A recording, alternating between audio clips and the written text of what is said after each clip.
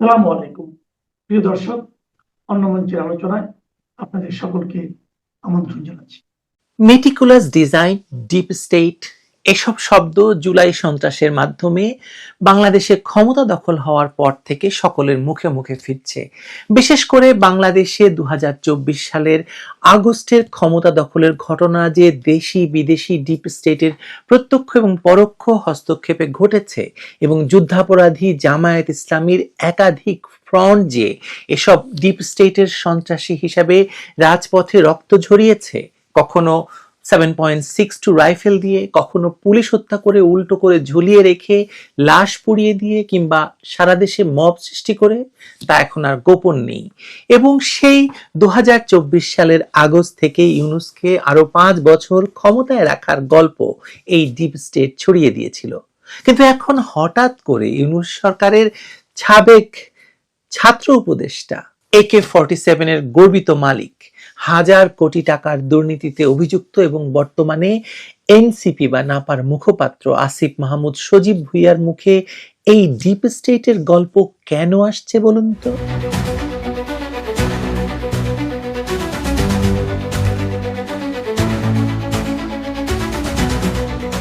মহান স্বাধীনতা দিবস উপলক্ষে বাংলা মোটরে জাতীয় নাগরিক পার্টি এনসিপি বা নাপার কার্যালয়ে আয়োজিত এক বিশেষ আলোচনা সভায় দলটির মুখপাত্র এবং অন্তর্বর্তী সরকারের সাবেক উপদেষ্টা আসিফ মাহমুদ সজীব ভুঁইয়া এমন একটি বিবৃতি দিলেন যা বাংলাদেশের রাজনৈতিক অঙ্গনে নতুন করে তোলপাড় সৃষ্টি করেছে।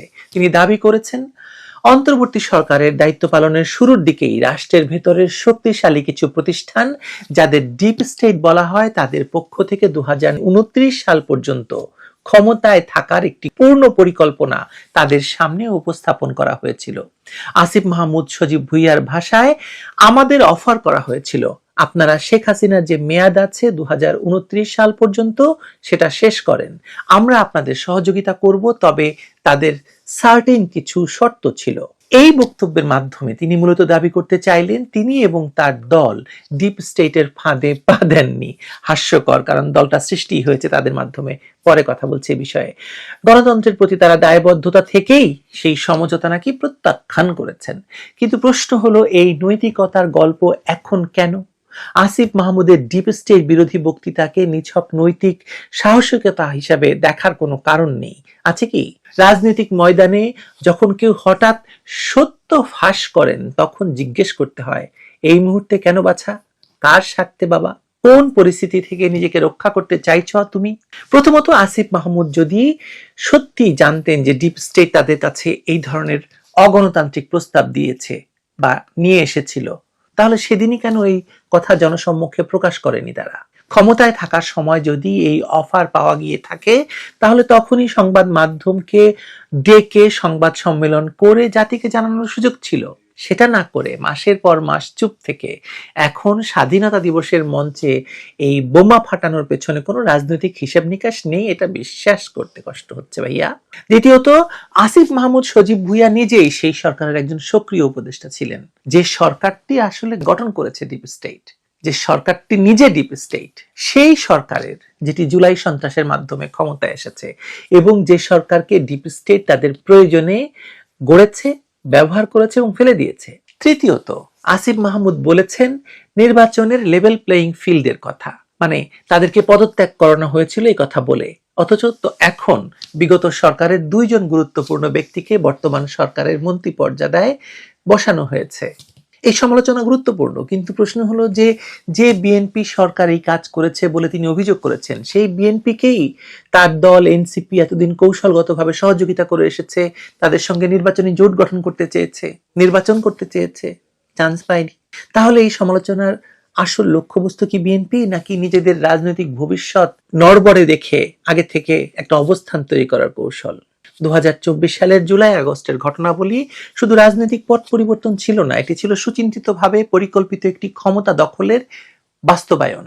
রাজপথে সন্ত্রাস, পুলিশ হত্যা, লাশ পোড়ানো, সারা দেশে মব সংস্কৃতির বিস্তার ঘটানো, এগুলো কোনো স্বতঃস্ফূর্ত গণ আন্দোলনের বৈশিষ্ট্য নয়, বরং এগুলো ছিল ডিপ স্টেটের মাঠ পর্যায়ের সন্ত্রাসী কর্মকাণ্ডের বাংলাদেশে ডিপ স্টেটের ইতিহাসে নতুন সংযোজন, 2007 সালের 11ই জানুয়ারি সেনা সমর্থিত তত্ত্বাবধায়ক সরকারের আমল থেকে মানে এই অদৃশ্য ক্ষমতা কাঠামো 2024 সালে এসে নতুন রূপ পেয়েছে। 1/11 মাধ্যমে সামরিক এবং প্রশাসনিক অভিজাত শ্রেণী দৃশ্যমান রাজনীতির বাইরে থেকে রাষ্ট্রের মূল নিয়ন্ত্রণ নিজেদের হাতে রাখার পদ্ধতি আয়ত্ত করে নেয়।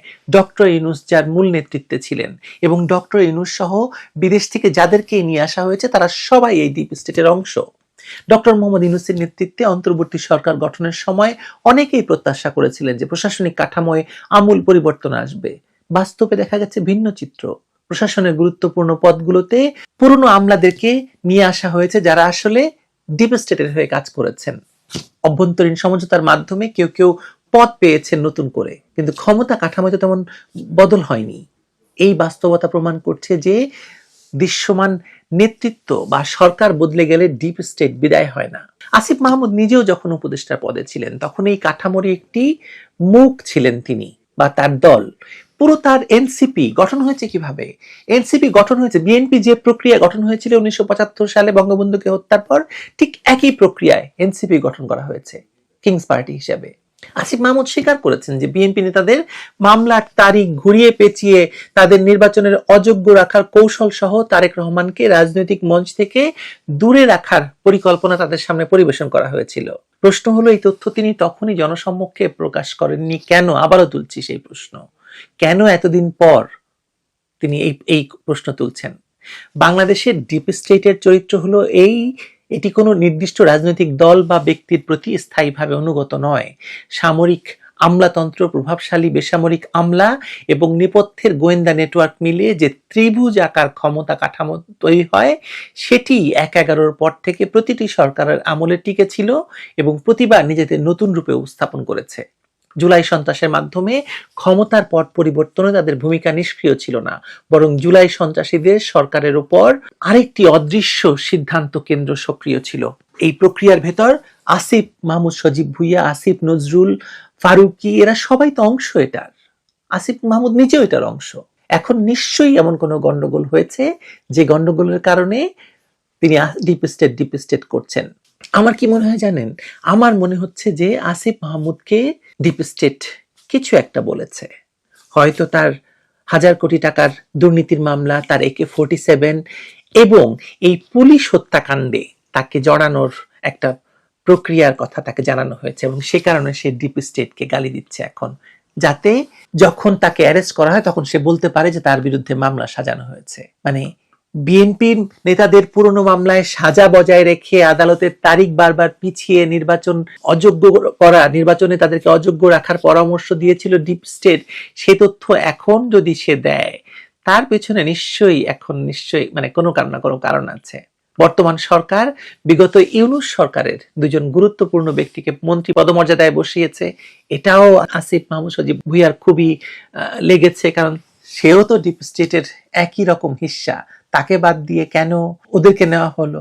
যে ডিপ স্টেট আসিফ মাহমুদ সজীব ভুইয়াদের ক্ষমতায় বসালো, হঠাৎ তাদের বিরুদ্ধে বক্তব্য দেওয়ার কি কারণ? ডিপ স্টেট কি আসিফ মাহমুদের 11,000 কোটি টাকার দুর্নীতির খোঁজ পেয়ে গেছে আগে থেকে? তাই ডিপ স্টেটের বিরুদ্ধে বলে রাখা, যাতে গ্রেপ্তার হলে পরে বলা যায় যে আমার কথায় ক্ষেপে গিয়ে ডিপ স্টেট আমার বিরুদ্ধে মিথ্যা অভিযোগ দিয়ে আমাকে গ্রেপ্তার করেছে। রাজনীতির এই পুরনো খেলা বাংলাদেশের মানুষ আগেও দেখেছে। যে হাতে আগুন ধরানো হয় সেই হাত দিয়েই পরে আগুন নেভানোর চেষ্টা করা হয়, ভান করা হয়। এটাই ডিপ স্টেটের পুতুলদের চিরাচরিত কৌশল। আসিফ মাহমুদ সজীব ভুইয়া সেই একই কৌশলে খেলছেন। এই খেলা বাংলাদেশের মানুষ জানে। তাহলে জুলাই সনদ বাস্তবায়ন না হলে এই যে জামায়াতে ইসলামীর আইনজীবীরা, শিশির মনিরেরা, সৈয়দ মোহাম্মদ তাহেরের মতো নেতারা দিনের পর দিন বসে ফ্যাসিস্ট যাতে কোনো প্রধানমন্ত্রী না হতে পারেন, কাজেই রাষ্ট্রপতি আর প্রধানমন্ত্রীর মধ্যে ভারসাম্য আনার যেসব যুক্তি তর্ক করে যেসব ক্ষমতা রাষ্ট্রপতির হাতে তুলে দিয়েছিলেন, বিএনপি যখন শাহাবুদ্দিন চুপ্পুকে অপসারণ করে নতুন রাষ্ট্রপতি বসাবে তখনও তো সেই ভারসাম্য আসে নাই সংবিধানে। তার মানে তখনও এমন একজনই এসে রাষ্ট্রপতি পদে বসবেন যিনি শুধুমাত্র বিএনপিরই লোক এবং শুধুমাত্র বিএনপি এবং বিএনপির প্রধানমন্ত্রী মানে বাংলাদেশের প্রধানমন্ত্রী তারেক রহমানেরই অনুগত লোক।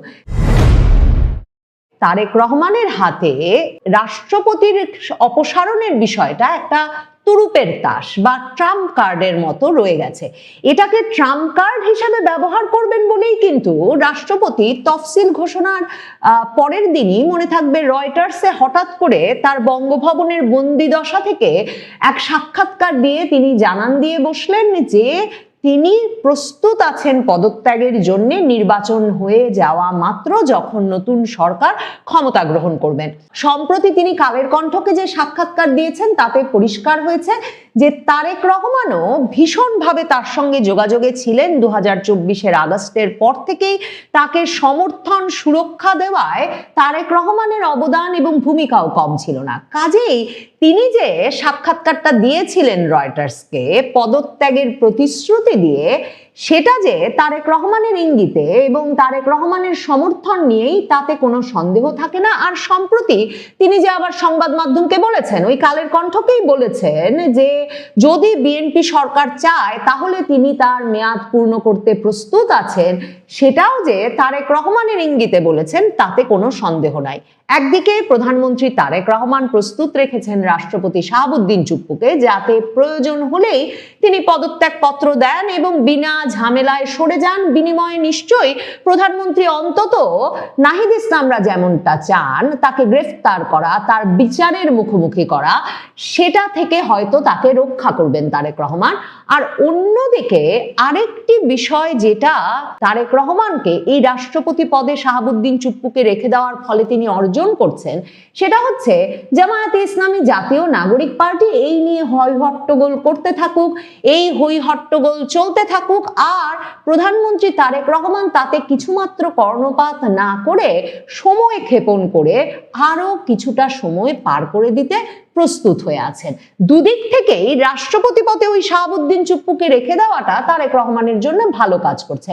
সংসদ গরম করুক, চাইলে জামায়াতে ইসলামী রাজপথ এই মুহূর্তে গরম করার কোনো সক্ষমতা যে জামায়াতে ইসলামীর কিংবা জাতীয় নাগরিক পার্টির নাই, সেটা বিএনপি মানে দশকের পর দশক ধরে বাংলাদেশের রাজপথে আন্দোলন আর সংসদ উত্তপ্ত রেখে নিশ্চিতভাবে জানে। কাজেই সংসদে তারা যা দেখিয়েছে সংসদ অধিবেশনের প্রথম দিনে, সেটা করে যেতে দেওয়াই তারেক রহমানের এক রকমের একটা অনুগ্রহ, এক রকমের একটা পরিকল্পনা আপাতত। এবং সে কারণেই তারেক রহমান কিন্তু বিএনপির সংসদ সদস্যদের সাথে অধিবেশনের আগের দিন যে প্রস্তুতি সভা করেছেন, সেখানেও তিনি বিএনপির সংসদ সদস্যদেরকে এক রকমের নির্দেশনাই দিয়ে রেখেছেন যে তারা মার্জিত থাকবেন, তারা সংসদকে শুধু শুধু উত্তপ্ত করবেন না, একটা বাক বিতণ্ডার জায়গায় নিয়ে যাবেন না। এবং যে কারণে সংসদে জামায়াতে ইসলামীর এহেন ব্যবহারের কোনো পাল্টা ব্যবহার দেখা যায়নি প্রথম দিনে। আর জামায়াতে ইসলামীকে ওষুধ দিয়ে গেছে আমেরিকা। তারেক রহমানের কাছে সে খবর সবচেয়ে পাকাপাকি ভাবে আছে, যেহেতু খবরটা আপনার আমার কাছেও আছে, সংবাদ মাধ্যমেই প্রকাশ হয়েছে।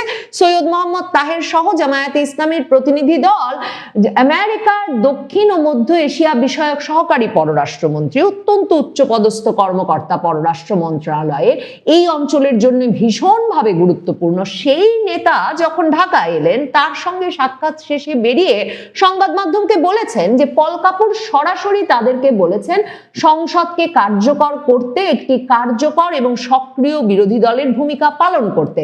এবং পল কাপুর তাদেরকে বলেছেন যে ডেপুটি স্পিকার পদ নেওয়ার ব্যাপারে তারা কি ভাবছেন।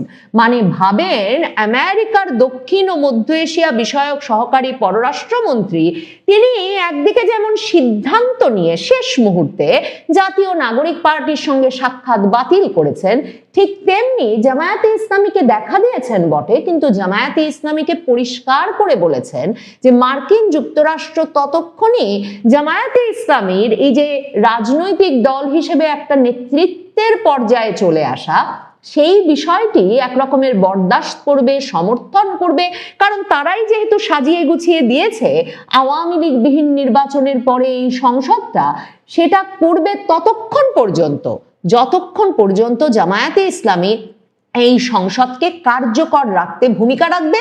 আর এখনই সংসদে ঢুকে জুলাই সনদ আর সংবিধান সংস্কার করে সংসদটাকে ব্যতিব্যস্ত করে তুলবে না।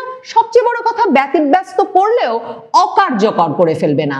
যে কারণে জুলাই সনদের সবচেয়ে বড় প্রবক্তা জাতীয় নাগরিক পার্টির সঙ্গে কিন্তু দেখাই করেন নাই পল কাপুর, এবং জামায়াতে ইসলামীর সঙ্গে দেখা করেও সংস্কার প্রস্তাব, সংবিধান সংস্কার পরিষদে যে তারা শপথ নিলেন, বিএনপি যে নেয় নাই, এসব নিয়ে জটিলতা নিয়ে কোনো কথা বলেন নাই। তিনি বলেছেন সংসদ কার্যকর করতে হবে প্রধান বিরোধী দল হিসেবে জামায়াতে ইসলামীকে, এবং তিনি বলেছেন বরং জামায়াতে ইসলামী যেন সক্রিয় ভূমিকা রাখতে, বিএনপি যে তাদেরকে একটা প্রস্তাব দিয়েছে ডেপুটি স্পিকারের পদটা নিয়ে নিতে, সেটাও যাতে নিয়ে নেয়।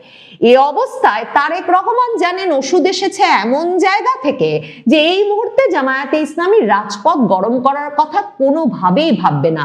আর জাতীয় নাগরিক পার্টির সক্ষমতা তো দেখাই গেল, আসিফ মাহমুদ সজীব ভুইয়া রাষ্ট্রপতি সরানোর আন্দোলনে 30 জন লোককেও জড়ো করতে পারেন নাই। আর জামায়াতে ইসলামী যখন বলেছিল যে সংবিধান সংস্কার পরিষদের শপথ নেয় নাই বিএনপি, আমরা সংসদ সদস্য হিসেবেই শপথ নেব না, এবং শপথের দিনেই বিক্ষোভ ডেকে বসেছিল বাইতুল মোকাররমের গেইটে, মানে তাদের পরিচিত জায়গা, যে জায়গায় তারা সাধারণত গেলেই কয়েকশো লোক জড়ো করে ফেলতে পারে, সেখানেও শেষ পর্যন্ত তারা বিক্ষোভটি বাতিল করেছিল। কারণ রাজপথে এ ইস্যু নিয়ে যাওয়ার এখন তাদের শক্তিশালী পক্ষগুলোর কাছ থেকে অনুমোদনও নাই এবং তাদের সামর্থ্যও নাই। এ অবস্থায় আসলে কি ঘটবে সংসদে জাতীয় নাগরিক পার্টি, জামায়াতে ইসলামী এরা আরো প্ল্যাকার্ড নিয়ে হাজির হবেন। হাসনাত আব্দুল্লাহরা স্লোগান দেওয়া শুরু করেছেন সংসদ ভবনে, কাজেই সংসদের ভেতরে অধিবেশন কক্ষে হাসনাত আব্দুল্লাহ, নাহিদ ইসলাম, সৈয়দ মোহাম্মদ তাহেরেরা স্লোগান দেবেন। হাসনাত আব্দুল্লাহ, নাহিদ ইসলামরা যখন মারমুখী হয়ে উঠবেন তখন সৈয়দ মোহাম্মদ তাহিরি তাদেরকে কোনোভাবে সামাল দেবেন, তারা ওয়াকআউট করবেন, কিন্তু আপাতত সংসদের ভেতরেই এসব হম্বিতম্বি করবেন। আর তারেক রহমান একেবারে শেষ পর্যন্ত রাষ্ট্রপতি পদে শাহাবুদ্দিন চুপ্পুকে ধরে রেখে ট্রাম্প কার্ডটা তার হাতে রাখবেন। ওই যে এরপরে একটা সময় আসবে যদি সংসদকে ততটা ব্যতিব্যস্ত করে সত্যি ফেলতে পারে জামায়াতে ইসলামী জাতীয় নাগরিক পার্টি, যদি সত্যি রাজপথে কিছুমাত্র উত্তেজনা সৃষ্টি করতে পারে এই রাষ্ট্রপতি ইস্যু নিয়ে, এই জুলাই সনদ ইস্যু নিয়ে, তাহলে তারেক রহমান তাদের সামনে দুটো অপশন দেবেন, যে রাষ্ট্রপতির অপসারণ চায় তারা, নাকি তারা জুলাই সনদ নিয়ে আরো তর্ক করে যেতে চায়, এবং এক সময় হয়তো মুখ রক্ষার জন্য জাতীয় নাগরিক পার্টি আর জামায়াতে ইসলামীর দাবির মুখেই রাষ্ট্রপতি শাহাবুদ্দিন চুপ্পু নিজেই পদত্যাগ করবেন, এবং তারপর আপাতত জনগণ ততদিনে এত বিরক্ত হয়ে পড়বেন এই জামায়াতে ইসলামী আর জাতীয় নাগরিক পার্টির ওপর, ইউনূস আমলের এই অস্থিতিশীল মাসের পর মাস কাটানোর পর আবার তাদের এই দাবি ওই দাবির মুখে, যে তখন তাদেরকে আপাতত প্রেসিডেন্ট শাহাবুদ্দিন চুপ্পু নিজেই পদত্যাগ করেছেন, যেমন তিনি রয়টার্সকে আগেই বলে রেখেছিলেন, আর তারপর তিনি সেই পদত্যাগ করে কোনো সেফ এক্সিটে চলে গেছেন, সেটা তাদের সহ্য করে নিতে হবে। এবং তাদের সহ্য করতে হবে যে রাষ্ট্রপতি পদে তখন বিএনপি তাদের পক্ষের আরো বেশি অনুগত বিশ্বস্ত এমন একজন ব্যক্তিকে বসাবেন, যিনি কিনা বিএনপির ক্ষমতা এক রকমের আরো স্থায়ী এবং পাকাপোক্ত করতে সহায়তা করবেন এবং আগামী নির্বাচনেও অত্যন্ত গুরুত্বপূর্ণ ভূমিকা রাখবেন। কারণ মনে রাখতে হবে, জুলাই সনদ তো হয় রাষ্ট্রপতির অপসারণ, নাইলে জুলাই সনদ নিয়ে আন্দোলন, এই তো সামনে পথ জামায়াতে ইসলামীর। তাহলে জুলাই সনদ বাস্তবায়ন না হলে এই যে জামায়াতে ইসলামীর আইনজীবীরা, শিশির মনিরেরা, সৈয়দ মোহাম্মদ তাহেরের মতো নেতারা দিনের পর দিন বসে ফ্যাসিস্ট যাতে কোনো প্রধানমন্ত্রী না হতে পারেন, কাজেই রাষ্ট্রপতি আর প্রধানমন্ত্রীর মধ্যে ভারসাম্য আনার যেসব যুক্তি তর্ক করে যেসব ক্ষমতা রাষ্ট্রপতির হাতে তুলে দিয়েছিলেন, বিএনপি যখন শাহাবুদ্দিন চুপ্পুকে অপসারণ করে নতুন রাষ্ট্রপতি বসাবে, তখনও তো সেই ভারসাম্য আসে নাই সংবিধানে। তার মানে তখনও এমন একজনই এসে রাষ্ট্রপতি পদে বসবেন যিনি শুধুমাত্র বিএনপির লোক এবং শুধুমাত্র বিএনপি এবং বিএনপির প্রধানমন্ত্রী মানে বাংলাদেশের প্রধানমন্ত্রী তারেক রহমানেরই অনুগত লোক। কাজেই জামায়াতে ইসলামী জাতীয় নাগরিক পার্টির জন্য এখন অবস্থাটা অনেকটা নো উইন, মানে কোনো দিকেই জেতার কোনো উপায় নাই। আর তারেক রহমানের জন্য এখন রাষ্ট্রপতি ইস্যুটা নিয়ে পরিস্থিতিটা দুদিকেই উইন। এই অবস্থায় বিএনপি কি রাষ্ট্রপতিকে সরাবে? আপাতত না। বিএনপি জামায়াতে ইসলামী জাতীয় নাগরিক পার্টিকে নিয়মিত সংসদে নাটক করতে করতে করতে করতে হয়রান হয়ে যেতে দেবে। বিএনপি কি মনে করছে জামায়াতে ইসলামী এই মুহূর্তে রাজপথে একটা আন্দোলন জমিয়ে ফেলতে পারবে? কোনো কারণ নাই। জামায়াতে ইসলামী জাতীয় নাগরিক পার্টিও জানে লোক জমানোর কোনো সামর্থ্য এই মুহূর্তে তাদের নাই। আরো নাই এই কারণে যে জাতীয় নাগরিক পার্টি যে 6-7টা সিট পেয়ে গেছে, সেই সংসদ সদস্যরা নিশ্চিতভাবেই সংসদ সদস্য হিসেবে মেয়াদ পূর্ণ করে তাদের নিজ নিজ এলাকায় স্থায়ী হয়ে সংসদে এবং রাজনীতিতে একটা স্থায়ী জায়গা করে নিতে চান। মানে এক ধাক্কায় এই যে তারা এমপি হয়ে গেলেন একটা ভাগাভাগির নির্বাচনে, এই জায়গা থেকে তারা এত সহজে সরে গিয়ে নিজেদেরকে রাজনীতি থেকে এক রকমের নিজেরাই অপসারণ করে ফেলার মতো বোকামি করতে তারা প্রস্তুত নন। দেখেন জামায়াতে ইসলামী একাই 70-এর মতো আসন পেয়েছে। জামায়াতে ইসলামের জন্য এত বড় জয় এবং সারা দেশ জুড়ে জামায়াতে ইসলামীর নেতৃবৃন্দ পুরো সংসদ নির্বাচনের সব এলাকাতেই দ্বিতীয় সর্বোচ্চ ভোট পেয়েছে, মানে জামায়াতে ইসলামীর সমর্থিত প্রার্থীরা। তাহলে জামায়াতে ইসলামী এই সময়ে স্থানীয় নির্বাচনে আরো শক্তিশালী পরিস্থিতিতে যাওয়ার চেষ্টা না করে, তাদের এমপি পদপ্রার্থী এবং এমপিদের রাজনৈতিক অবস্থান আরো শক্তিশালী না করে, তাদের রাজনৈতিক ভিত্তি আরো শক্তিশালী না করে কেন সংসদে আর রাজপথে বিবাদে লিপ্ত হয়ে এই সময়ে নিজেদেরকে ক্ষমতা থেকে সম্পূর্ণ অপসারণ করে একটা ঝুঁকির মধ্যে চলে যাবে? মানে এর তো কোনো লজিক থাকতে পারে না। আপাতত একটা বড় ট্রাম্প কার্ড রাষ্ট্রপতি শাহাবুদ্দিন চুপ্পু, সেটা দিয়ে জামায়াতে ইসলামীকে মুখ বাঁচানোর সুযোগ করে দেবেন তারেক রহমান, নাকি জামায়াতে ইসলামীকে অযথা শক্তি ক্ষয়ের একটা ব্যবস্থা করে দেবেন, সেটা দেখবার জন্য অপেক্ষা করতে হবে।